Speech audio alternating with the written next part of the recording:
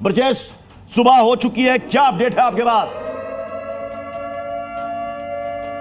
देखिए, पूरी रात इस इलाके में सुरक्षा के लिहाज से, सिक्योरिटी के लिहाज से ब्लैकआउट किया गया था। पाकिस्तान में भी ब्लैकआउट था, यहाँ भी ब्लैकआउट था। फर्क सिर्फ इतना है कि यहाँ हम लोग की सुरक्षा, यहाँ के लोगों की सुरक्षा को ध्यान में रखते हुए ब्लैकआउट किया गया। और पूरी रात पाकिस्तान के अंदर भारत ने तबाही मचाई है। कराची में नुकसान पहुंचाया है, लाहौर लहूलुहान हो चुका है। बाकी जो वहाँ के पठान और जो इलाके हैं, रात भर भारत की तरफ से वहाँ पर हमले किए गए हैं। हालांकि वहाँ की सेना मना कर रही है। वहाँ की सेना कहना है कि नहीं, बहुत बड़ा नुकसान नहीं हुआ है। लेकिन स्थानीय लोगों ने ही वीडियो बनाया, वीडियो सोशल मीडिया पे डाला और बताया कि रात भर पाकिस्तान सो नहीं पाया। सो इसलिए नहीं पाया है कि भारत की तरफ से लगातार हमले किए जा रहे थे। हालांकि पाकिस्तान भी हमले कर रहा था, लेकिन जो हमारा डिफेंस सिस्टम है वो लगातार मौजूद था। और कई ड्रोन जो पाकिस्तान की तरफ से भारत में आए, उनको हवा में ही निस्तो नाबूद कर दिया गया। यानी जो रात में पूरी कार्रवाई हुई भारत की तरफ से, वो 100% सफल कह सकते हैं। हालांकि अब तस्वीर थोड़ी देर बाद एक अपडेट और दे दीजिएगा ब्रजेश, क्योंकि अभी हमने जैसलमेर में अपने संवाददाता से बात की। उन्होंने कहा कि सुबह 6 बजे के बाद वहां पर ब्लैकआउट हट रहा है। अमृतसर की क्या सिचुएशन है?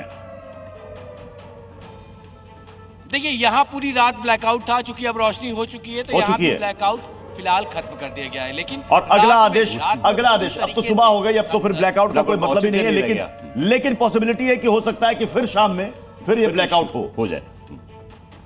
और रात में ब्रजेश, अगर बात की जाए अमृतसर इलाके की, तो यहां पर पाकिस्तान की ओर से क्या क्या अटैक किए गए, सिर्फ ड्रोन से हमला किया गया। इन सबके बीच बड़ी खबर आ रही है, अपने दर्शकों को बता दें, बीएलए यानी बलोच लिबरेशन आर्मी ने पाकिस्तानी सेना की पोस्ट पर कब्जा कर लिया है। और पाकिस्तानी सेना अपनी सबसे पुरानी आदत की तरह वहां से भाग निकली है। और बीएलए ने बाकायदा इसको लेकर के एक चिट्ठी भी जारी की है और बताया है कि पाकिस्तानी सेना पोस्ट छोड़ करके भाग गई है। तो बीएलए यानी बलोच लिबरेशन आर्मी, जिसने कि पाकिस्तान से अलग होने का ऐलान कर दिया है और यूएन में बाकायदा अर्जी भी दी है कि हमें मान्यता दी जाए, बलूचिस्तान को अलग देश के तौर पर मान्यता दी जाए। और पाकिस्तान के सैनिकों को जिस तरह वे चुन चुन करके मार रहे हैं, वहां से भगोड़े पाकिस्तानी भागते हुए नजर आ रहे हैं और पाकिस्तानी सेना अपनी पोस्ट छोड़ करके भागी है। ये बड़ी खबर आ रही है। एक तरफ बलूच खुश हैं, उन्हें लग रहा है कि बलूचिस्तान अब जो चाह रहे थे उनका सपना पूरा हो गया। दूसरी तरफ पाकिस्तान की चौकियों पर फिलहाल सेना की वर्दी वाले पाकिस्तानी फौजी नहीं, सलवार कमीज वाले आतंकी हैं जो कि वहां से गोलीबारी कर रहे हैं। जी न्यूज पर नॉन स्टॉप लगातार कवरेज जारी है। पाकिस्तान में तबाही के सबूत हम आपको दिखा रहे हैं।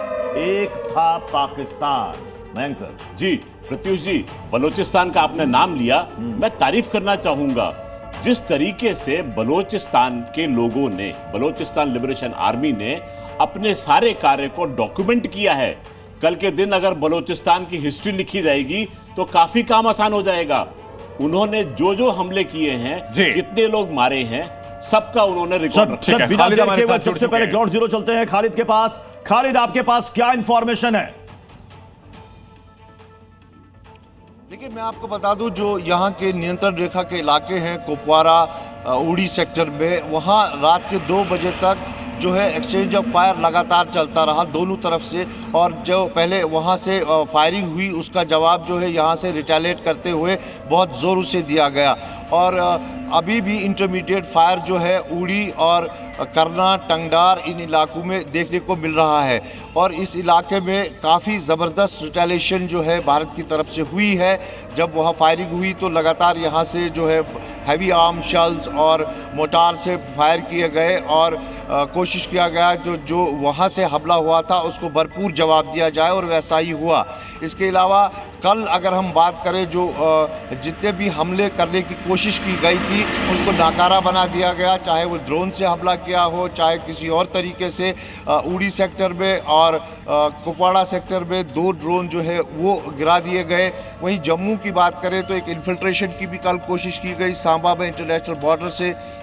वहाँ एक टेररिस्ट का जो ग्रुप था उसको इन्फिल्ट्रेट कर, लेकिन उसको बीएसएफ ने इंटरसेप्ट करके जो है काफ़ियों को वहाँ मार दिया है। हालांकि एक्चुअल नंबर ऑफ किलिंग्स अभी पता नहीं है, क्योंकि काफ़ी डिटेल्स शेयर नहीं की जा रही है और ना ही जो कार्रवाइयाँ हो रही है उनका भरपूर खुलासा हो रहा है। तो जो हमें पता चल रहा है हम उतना ही बोल सकते हैं और जितना बिल्कुल। इजाजत है बोलने का उतना ही बोल सकते हैं। जी तो खालिद, अगर उड़ी बात की और जाए कंगार पाकिस्तान की ओर से जो अटैक किए गए हैं, उसमें किन हथियारों का इस्तेमाल किया गया है? क्या शेलिंग की गई है, गोलियां बरसाई गई हैं? इसके अलावा क्या ड्रोन अटैक भी एलओसी इलाकों में किया गया है?